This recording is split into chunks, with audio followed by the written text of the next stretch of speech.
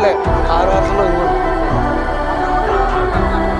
ఇంకో బండి అక్కడ ఆ దరి నుంచి ఈ దరికి ఎట్ట మోసుకొస్తారు.